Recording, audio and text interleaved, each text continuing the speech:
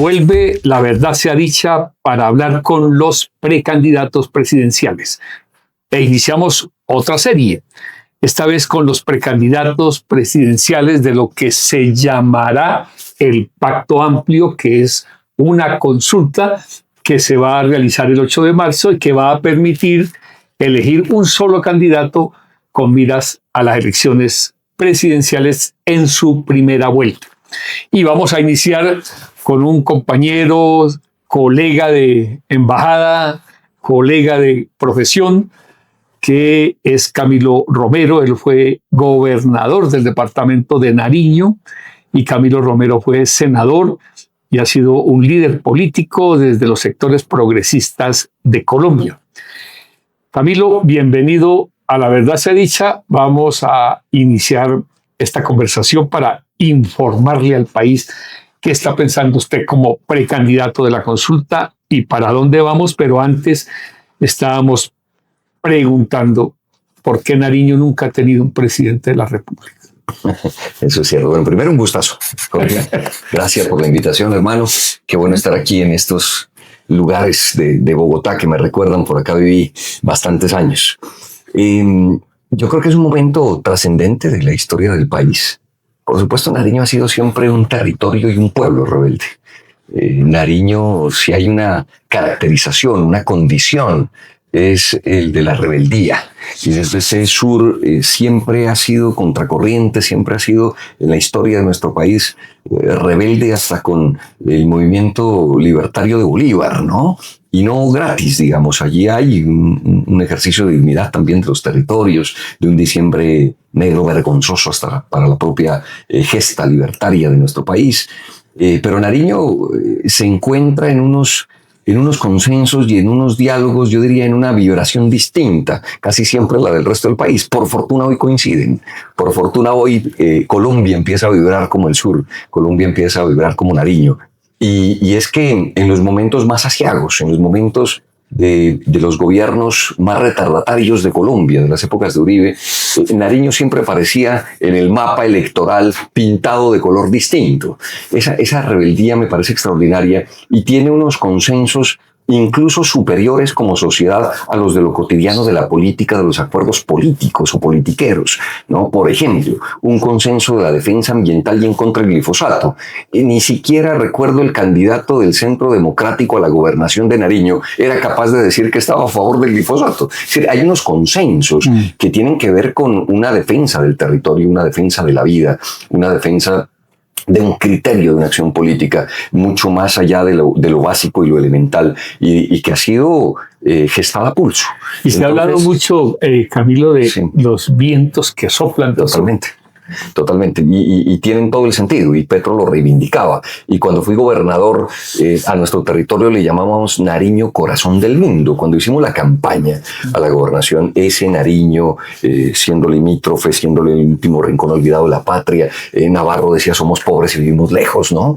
Cuando fue gobernador, nosotros quisimos reivindicar lo contrario, y entonces dijimos Nariño Corazón del Mundo. Este es el único territorio en donde hay Pacífico, Andes, Amazonía, y debe sentirse un orgullo. Y luego Petro dice el corazón del mundo está en Colombia, ¿no? El corazón del mundo está allí en la Sierra Nevada y con nuestros indígenas. Pues creo que hemos caminado en paralelo con Petro y otros liderazgos alternativos en Colombia. Y digo, por fortuna hoy Nariño y Colombia vibran a ese mismo ritmo que es el del cambio, que es el de la rebeldía y no de... parafraseando un poco a Estanislao Zuleta, no aceptar el destino que se nos ha fabricado. Estamos dispuestos a cambiarlo. Vamos al grano. Tenemos una consulta. Queda claro, me imagino yo, que compartes esa opinión, que quien no va a una consulta no va a ser presidente. Las consultas llegaron para instalarse en la democracia colombiana. Por eso la derecha y la extrema derecha se juntaron rápidamente en una llamada gran consulta, pero desde antes el pacto histórico eligió internamente un precandidato que ahora va a la consulta de los sectores progresistas. ¿Cómo se concibe esa consulta y por qué Camilo Romero ahí, junto con Iván Cepeda y junto con Roy Barreras por ahora en esa consulta? Sí, hemos ampliado el diálogo y hay otros amigos, amigas que pueden estar en esta consulta. A ver, lo que queda claro, sí es lo primero que señalas, las consultas llegaron para quedarse. Es más, creo que tantas precandidaturas presidenciales en esta contienda obedece a eso, a que ya se entiende que es parte natural de la acción política y del calendario electoral para definir una candidatura presidencial. Por eso aterró a muchos colombianos, pero yo creo que ya es entender que esas consultas son las que dirimen todo tipo de coincidencia y de diferencia, finalmente, que se da y que no hay nada mejor que resolverlo democráticamente. Es decir, que sea la gente y la ciudadanía la que define y no el bolígrafo. Por eso es valioso lo que ha hecho el pacto histórico, sin duda, un ejercicio democrático contundente ante el país. Unas elecciones internas de partido que definieron un candidato presidencial contundente, compañero, amigo, colega, como Iván Cepeda. Un símbolo de la izquierda en nuestro país, y está planteada esta, que será una consulta interpartidista de todos los sectores progresistas, alternativos, democráticos, con una base muy sencilla.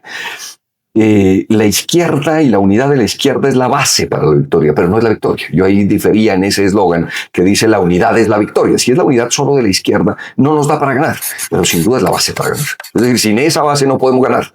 Y entonces ahí hay una diferencia importante, y es que el siguiente paso, y así lo ha entendido el sector democrático y alternativo, así lo entendió el presidente Petro desde esa consulta del 2010 de los verdes. Ese fue el germen para decir esto hay que hacerlo. Y entonces Petro hace consulta con Caicedo en el 18, y Petro hace consulta con Francia, con nosotros y otros compañeros en el 22. Y por supuesto hay que hacerla, porque algunos dicen la fortaleza de Cepeda es tan grande que lo que deben hacer es todos juntarse con Iván. No, se trata también de un mensaje y de lo que significa competir en lo electoral y no dejarle a esa otra consulta de la derecha todo el escenario para que pueda jugar allí, sino que debe existir esta consulta progresista. Entonces, esta consulta le he planteado hoy justamente a algunos de los compañeros con quienes estaremos en esa consulta, que a la prepotencia de ese nombre de la consulta que le llamaron los de la derecha y la extrema derecha que está allí metida, la gran consulta, a esa prepotencia respondamos como somos, con sencillez, con humildad y con coherencia. Que la nuestra puede ser la consulta de la gente. No es la gran consulta, es la consulta de todos, es la consulta de la ciudadanía, es la consulta de la gente. Y estoy convencido que allí nos vamos a disputar las mayorías, porque también hay que advertirlo, Jorge, algo que el país intuye, pero hay que ponerlo sobre la mesa. Esta es una partida de ajedrez de dos monstruos de la política, que se llaman Gustavo Petro y Álvaro Uribe. Y aquí cada quien tiene sus tareas y sus responsabilidades. Yo entiendo la mía. Y la nuestra es que estaremos siempre con coherencia acompañando un proyecto progresista, liderando un proyecto progresista. Y que entendemos hoy la fortaleza del pacto y que entendemos hoy la necesidad, como lo hicimos hace 4 años, de ir por las mayorías nacionales. No se trata de dejar constancias históricas. Si algo nos enseña liderazgos como el de Petro, es que debemos dar el paso para saber, aprender a ganar. Y eso también lo hemos hecho en lo regional, en lo local, cuando fui gobernador del departamento de Nariño, cuando fui senador. Nuestra acción política ha sido coherente, ha sido traducida en hechos, no en discursos, a lo que es una lucha desde los sectores progresistas que tienes tú y que tienen miles de colombianos y colombianas con su historia de vida. Y por eso estamos convocando, invitando a esa que debe ser la consulta de la gente el próximo 8 de marzo, con Iván Cepeda, con otros compañeros y compañeras, de donde estoy seguro saldrá el próximo presidente de Colombia y el nuevo gobierno progresista, ambientalista, animalista, de vanguardia que debe tener Colombia. Vamos a ver, candidato, vamos por para que haya la consulta tiene que haber un acuerdo. El acuerdo tiene un aspecto mecánico. Quien pierde apoya al que gane y quien gana se respalda en los que participan en la consulta. Me imagino que eso está definido ya entre los que hasta ahora han decidido ir a la consulta. Y un segundo aspecto que es el programático, porque no es solo una cosa mecánica, es un programa para continuar un proyecto progresista en el gobierno. Me imagino que en esa dirección han trabajado tanto con Iván Cepeda como con Roy Barreras, y quisiera que lo dijéramos porque nos van a ver muchos sectores de los que votaron por Gustavo Petro y que quieren entender cuál es la mecánica de esta consulta. Sí, son los dos, yo creo que son las dos piernas para caminar. Las dos piernas para andar. Uno, lo lógico de una contienda democrática. Si nos metemos a una consulta, aceptamos el resultado y acompañamos a quien resulte victorioso de esa contienda electoral por el respaldo de la gente y la ciudadanía.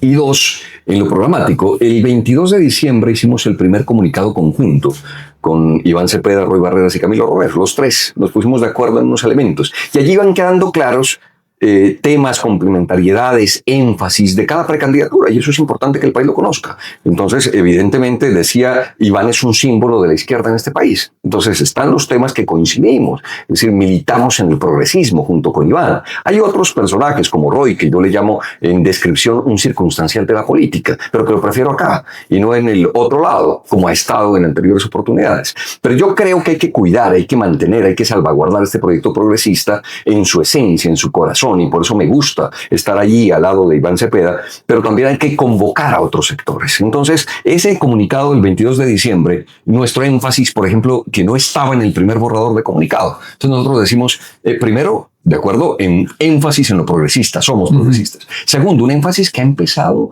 de vanguardia, y tú sabes, desde la alcaldía de Bogotá, el propio Gustavo Petro, con un tema que es el tema de defensa de la vida. El tema ambientalista, el tema animalista, que a veces pasa como natural que esté, pero hay que hacer énfasis. Entonces nosotros lo pusimos en ese comunicado, y entonces tú ves allí el tema de la defensa de la vida absolutamente concreto. Y el tema que nos caracterizó en la gobernación del departamento de Nariño, de un gobierno abierto, transparente, participativo, colaborativo, el mejor plan de desarrollo de Colombia, premiado por la participación de miles de personas. Es decir, que esto debe ser con la ciudadanía. Esos temas entonces quedan incluidos en ese comunicado, y es por el énfasis que nosotros tenemos, porque yo creo que el tiempo ha cambiado y existe una nueva ciudadanía, y existe un nuevo progresismo, y existen unas nuevas expectativas frente a lo que significan los derechos de la gente, que siempre será el del ámbito del progresismo. ¿Pero qué va a significar, ampliar la consulta? ¿Va a llegar Juan Fernando Cristo? ¿Va a llegar Luis Gilberto Murillo? ¿Va a llegar...? Como nosotros necesitamos, y en democracia está claro, es como un partido de fútbol. No podemos tener la hinchada, podemos tener las mejores condiciones hoy, podemos jugar con un buen equipo, pero necesitamos las mayorías del país.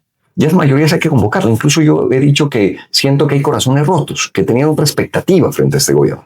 Y hay otros que entienden lo que significa la acción política cotidiana y lo difícil que es dar el pulso con unas maquinarias de lo que el propio presidente ha llamado la gobernanza paramilitar, que era lo que existía en nuestro país.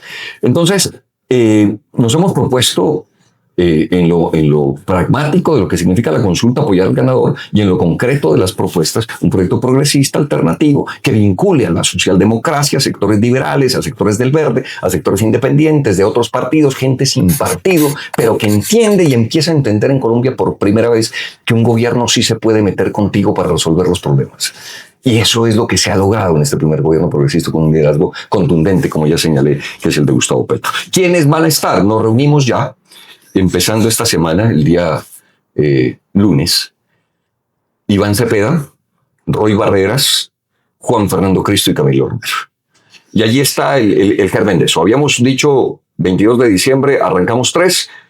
Había otro invitado en la mesa, y está muy bien. Juan Fernando Cristo fue ministro de este gobierno, viene de los sectores liberales, disidente liberales frente a lo que ha significado el Partido Liberal en los últimos años, y todavía esperamos y convocamos a otros y otras como Murillo, el ex canciller, que era nuestro jefe en el gobierno cuando estábamos de embajadores, y también Clara López, que nos parece importante que esté en esta. O sea, que esta consulta todavía puede ampliar. Por supuesto que sí. Llegar hasta Claudia López. ¿Qué pasa con esos otros sectores que están buscando afanosamente una llamada tercera consulta? Un exgobernador de Nariño tenía una frase muy buena. Decía, a veces no hay ni que tomar posición, sino que la vida lo va alineando. Y yo creo que a Claudia la vida la fue alineando. Y será una postura y una decisión de ella. Yo creo que el país hoy, si algo está quedando claro, es que está tomando decisión. No se está quedando en lo turbio, no se está quedando en lo nublado, en lo jabonoso. Quiere y está tomando una postura. Y eso es polarización, que para algunos es malo, para mí no necesariamente. Para mí queda absolutamente claro qué significa un gobierno de derecha con esa gobernanza paramilitar en nuestro país y qué significa un gobierno progresista. Pero Claudia, ¿cabe en estos sectores o queda por fuera por su posición ambigua? Esa es una pregunta para ella. Exacto, es una pregunta para ella, porque la ambigüedad la lleva de un lado para otro al punto que se queda sin base social. Nosotros la vimos de este lado muchas veces, pero también la vimos del otro lado 1000 veces. Entonces, digamos, esa ambigüedad yo creo que tiene unos costos políticos, Jorge, y si algo me parece válido e importante, por más que cambie la política, por más que estemos en las redes sociales, por más que hoy sean los influencers, por lo que quieras, hay algo que la gente valora profundamente en política, es la coherencia. y esa no se puede perder. Y yo creo que eso le ha pasado. Entonces vamos a llegar a una consulta probablemente de 6 candidatos. Vamos a ver si se logra 6 candidatos de lo que llama la consulta de la gente. Ahora veamos el proyecto político progresista. Venimos de un gobierno del presidente Gustavo Petro que abrió las puertas del cambio, que le mostró al país otra ruta. Quizás no hizo todas las transformaciones, pero mostró un camino. Valoremos ese gobierno, valorémoslo críticamente. ¿Qué impacto tiene ese gobierno sobre esta campaña y cómo ve la reacción popular de apoyo a esta continuidad progresista, lo que llamaríamos un segundo gobierno progresista en Colombia? Yo le he llamado un nuevo gobierno progresista en Colombia, porque creo que hay que vincular sus nuevos componentes de una nueva ciudadanía. Hay que hacerlos mucho más explícitos. Hay que corregir lo que tengamos que corregir, pero el camino está marcado. El liderazgo de Petro no se puede discutir. Ha sido contundente en nuestro país. Ha sido de cambio después de décadas, de siglos, de unos gobiernos que solo estaban pendientes de sus privilegios, de construir la sociedad más desigual de Sudamérica, la tercera más desigual del planeta. Es decir, eso significa que no somos un país viable. Llega un gobierno con un liderazgo como el de Petro muy particular, muy único. Petro no es el que resulta de las grandes luchas de toda la izquierda, sino es el que interpreta a la sociedad colombiana y a las mayorías de este país. Y eso también es una reflexión para todos los sectores democráticos de Colombia. Logra plantear un gobierno centrado en la gente. Por eso hoy nosotros cuando planteamos una candidatura lo decimos de manera clara: por la vida y por la gente, pa'lante. Es decir, aquí no hay manera de ver atrás. Ha establecido un estilo de gobierno, un modelo de gobierno al lado de la gente, de la ciudadanía y por la vida. ¿Y eso qué significa? El contraste total con la gobernanza paramilitar, con los gobiernos de la muerte, con los gobiernos del privilegio, cuando aquí no le cabe duda a nadie que hay un presidente de la República que se la juega es por la gente y por la vida, que no está en los negocios. Nadie, ni siquiera los precandidatos presidenciales que existían antes del Centro Democrático, absolutamente radicales, cuando les preguntaban, pero diga si Petro es corrupto, no podían decirlo. No podían llenarse la boca, ¿no?, con ese carácter de señalar al presidente, porque todos en Colombia sabemos que Petro no está para eso. Es un líder político, ideológico necesario desde los sectores alternativos para el país. Y entonces ha cambiado la dinámica. Y la gente del común, el pueblo, empieza a identificar para qué están los gobiernos. Para el privilegio de unos pocos que se toman el poder, o puede haber gobiernos progresistas que le mejoren la vida, que reciba más salario, que pueda tener dignidad de vida. Y eso hay que ponérselo a la gente con ejemplos. Le pasó a Lula en Brasil. Cuando Lula llega a Brasil y logra su gobierno, sacan a 30 millones de seres humanos de la pobreza. Y le pasa a Andrés Manuel López Obrador en México y saca a 13 millones de personas de la pobreza. Y Petro contrató un establecimiento. Porque yo digo, Jorge, que cuando ganamos la presidencia con Petro, no ganamos el poder. Ganamos una parte del poder, que es el de gobierno desde presidencia. Pero el poder está enquistado en el Congreso, en las autoridades judiciales. Hay un viejo poder enquistado, pero está el más fuerte, que es el de la ciudadanía, acompañándolos. Y yo creo que en mayoría, y eso se va a demostrar ahora en el 26. ¿Eso qué hace? Pues que la gente ya tenga un contraste. Y que la gente sepa para qué es un gobierno progresista, qué significa para los soldados que antes les daban palmaditas en la espalda, Jorge, les decían héroes y los mandaban a poner el pecho a que las familias más humildes pongan los muertos, mientras ellos hablaban de la gran guerra y de lo que había que hacer en materia de seguridad. El gobierno de Petro es el que logra, no el de Uribe, no el de Santos, no el de Duque, sino el de Petro, dignificar las condiciones laborales de los miembros de nuestra fuerza pública. Ese es un ejemplo para mí contundente y maravilloso de lo que significa la defensa de la vida y la de la gente por encima de incluso algunas distracciones ideológicas. Es el progresismo quien se la juega al corazón y a la raíz de la dignidad humana. Y nuestros soldados y policías hoy reciben un salario mínimo. Pero fíjese, precandidato, que hay un momento político que es bastante interesante, porque hay quienes creen que atacando a Petro gana, y pareciera que se están equivocando. Y está surgiendo un neopetrismo dentro de la gran consulta de la derecha, porque ahí empieza a decir, no es contra Petro. Incluso Petro ha hecho cosas buenas, incluso hay reformas sociales. Y la derecha está hablando de reformas sociales. Esto está como un poco... todo este caos que se ha generado como consecuencia del cambio. ¿Será que ese neopetrismo va a hacer efecto o la gente ya no va a comer el cuento como antes, de que había un peligro de que Petro, y entonces van a salir a apoyar a sus candidatos del supuesto neopetrismo? No, yo sí creo que los hechos, las realidades, la vida misma es cada vez más contundente. Entonces, intentaron hace 4 años con el miedo. amenazaron al país desde que el dólar iba a estar en 7.000 y en 10.000 pesos. Y recuerdo en ese agosto de Duque lo dejó en 4.300 pesos y hoy está por debajo de los 3.700, rondando los 3.600. No sé exactamente hoy, pues no vi. Pero lo cierto es que hay una realidad, es la inflación en el 5.1%. Nos dijeron que íbamos a estar como Venezuela o Argentina o que esto iba a estar desmadrado. Nada de eso ocurrió. Y creo que lo más importante es que le ha ido bien a los que siempre les ha ido bien en el país. Gremios, empresarios, están felices. Ellos internamente lo dicen. Tal vez no les da para reconocerlo públicamente. Algunos sí, ya está pasando. Pero sin duda alguna han crecido exponencialmente sus ganancias desde los sectores bancarios. Incluso uno dice, eso es hasta oprobioso, ¿no? Es una cosa que todavía no nos cuadra, pero les ha ido muy bien. Los grandes sectores económicos de Colombia han crecido en el gobierno progresista. La gran diferencia es que también le está yendo bien a la gente del común, a la gente de a pie. Y entonces se marca una diferencia entre esos gobiernos pasados que decía, es que al país le va mal, pero la economía le va bien. Hoy le va bien a la economía del país, le va bien a los empresarios, pero también le va bien a los trabajadoras de Colombia, al común de la ciudadanía, y eso no tiene precio, y creo que se han empezado a dar cuenta. Yo le pongo dos ejemplos de lo que usted acaba de señalar. Una, Vicky Dávila, ya dijo, si seguimos criticando a Petro no ganamos, ya lo dice públicamente. Y dos, el señor Oviedo, ¿no? Que sale y dice, los dos de la consulta de la extrema derecha, ¿no? Al lado de Paloma Valencia, hay que decirlo, del Centro Democrático de Uribe, ese es el manto de Uribe, y hay que señalarlo con todas sus letras. Ya reconocen que se están equivocando. ¿Por qué? Porque la gente no es tonta, la gente no es boba, la gente no se va a dejar meter los dedos a la boca otra vez. Es decir, ya hemos vivido esos gobiernos de la gobernanza paramilitar y también hemos visto los indicios de lo que significa la lucha de un gobierno progresista con todas las dificultades. ¿Y no será que mientras ellos reconocen los avances de Petro, desde la izquierda y el progresismo también hay que reconocer los errores de lo que ha sido este gobierno? Es indudable. Yo creo que la autocrítica es necesaria.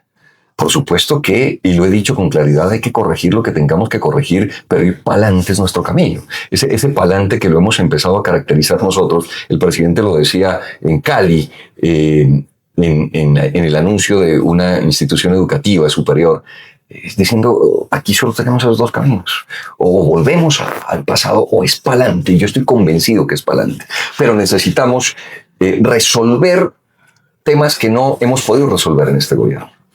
Y es entendible, porque nos tocó Pepe Mujica, recuerdas que allá nos vimos en Montevideo, se lo decía a Petro de manera clara, te tocó bailar con la más fea. Es decir, un primer gobierno de cambio, con todo el poder enquistado en todas las ramas del gobierno. Por supuesto, es una complejidad inmensa.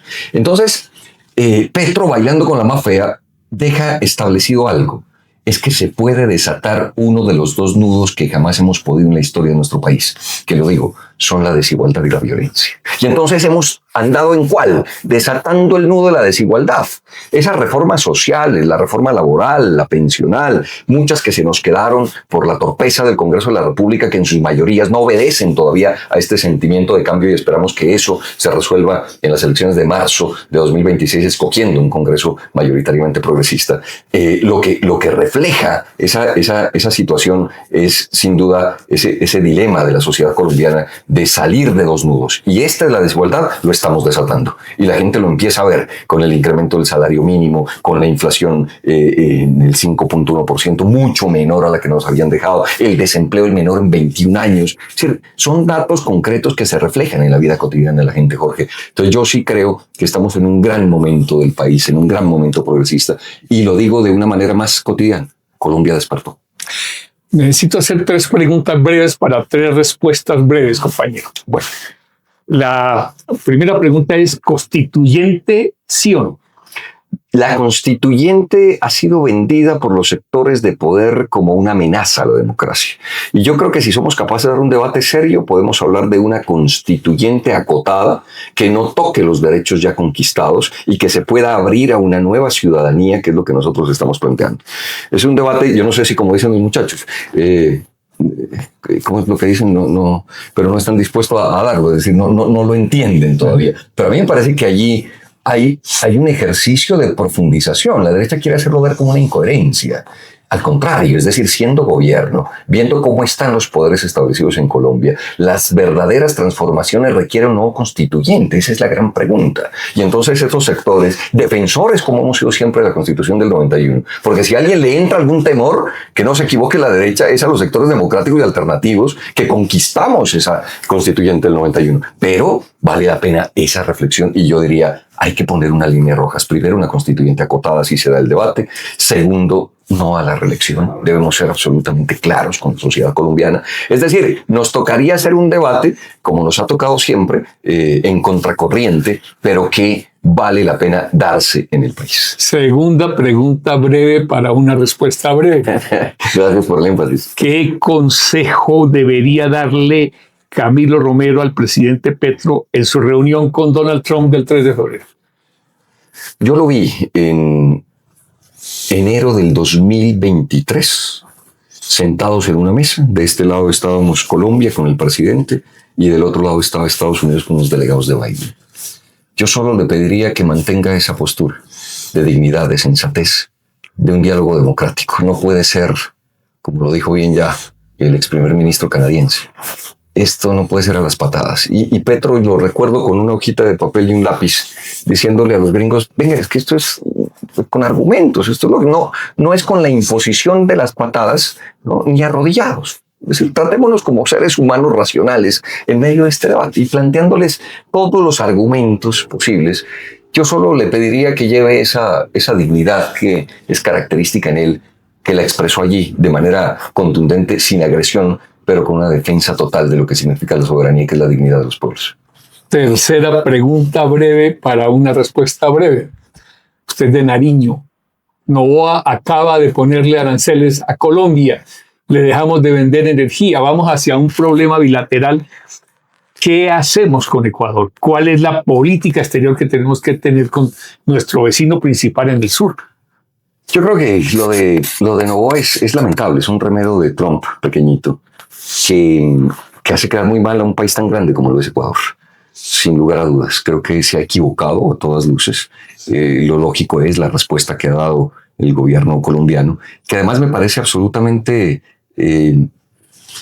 característico de lo que deberíamos evitar en democracia, una lógica, una doctrina trompista que recorre el mundo, unos aires de que no importan los acuerdos, no importan las reglas del juego, menos el derecho internacional. Entonces ya vimos al señor Noboa hoy de manera unilateral tomando decisiones como esta y lo vimos antes tomándose, invadiendo la embajada de México en Ecuador. Eso no se había visto en nuestros países, pues, hace muchas décadas, y lo vimos recientemente en Ecuador, para sorpresa de muchos. Yo creo que lo que está en juego, más allá de esta relación, es el concepto mismo de la democracia. Es decir, vamos a volver a la ley del más avispado, del más fuerte, a la ley de la selva, o somos capaces de comprendernos en unas reglas de juego democrática. Colombia tiene cómo, tiene con qué, puede actuar como lo está haciendo. El perjudicado sin duda alguna es el pueblo ecuatoriano, y lo que más me molesta es que es por posturas políticas, creyéndose reyesuelos, que incluso pueden incidir en la política nacional. Que no se equivoque la extrema derecha ecuatoriana si lo que pretende es acompañar y ayudar al uribismo del que es amigo. Aquí el pueblo colombiano está maduro, sabe lo que está en juego, y creo que fue una falsa salida, una pataleta de un presidente como Noboa, que además pretende echarle responsabilidades al gobierno colombiano de su incapacidad. Él es Camilo Romero, precandidato en la consulta que él llama de la gente, que va a ser la consulta del 8 de marzo. Camilo Romero fue gobernador de Nariño. Eso es muy importante. Es decir, administró. Camilo Romero fue senador de la República. Eso es muy importante. Legisló. Camilo Romero fue embajador de Colombia en Argentina. Eso es muy importante porque tiene una visión de la política exterior. Ahora sí le voy a poner 15 segundos para que le diga a los progresistas, a la izquierda, a los colombianos y colombianas, por qué deberían votar por usted el 8 de marzo. En mayo, a primera vuelta, vamos a ir juntos, pero podemos en marzo hacer un ejercicio previo, cuidar el progresismo en Colombia. Debe quedar en manos de alguien coherente, con sensatez, con la experiencia que tú seas. Yo soy un tipo como de años, Jorge. yo ya tengo mis años, pero hemos pasado por todas esas responsabilidades y lo hemos hecho siempre del lado de la gente y de la ciudadanía. Desde los ejercicios, esos diplomáticos de la embajada, fue la embajada de la gente, fue la embajada de la ciudadanía abierta, los eventos en la calle como corresponde, al lado de la ciudadanía, sin prepotencias, con la humildad, la sencillez de siempre y lo más importante, la coherencia. Por eso le pido al sector progresista que cuidemos el proyecto, que nosotros debemos acompañarnos en mayo, juntos, pero por supuesto, ese proyecto progresista no debe correr riesgos de circunstanciales de la política. Necesitamos la coherencia hoy más que nunca, la convocatoria, la amplitud, bienvenidos, bienvenidas, pero el corazón no se puede perder. Por eso digo, pa'lante en este 2026. Y volverá, la verdad sea dicha, con otro precandidato de esa misma consulta. Así que vamos a tener esta serie para que tengamos información y votemos informados. Muchas gracias, querido Camilo, por estar aquí. Jorge, gratitud inmensa a tu historia, al valor democrático que le imprimes a estos sectores progresistas de Colombia. Un abrazo a todos. Nos vemos 8 de marzo 2026 para volver a ganar.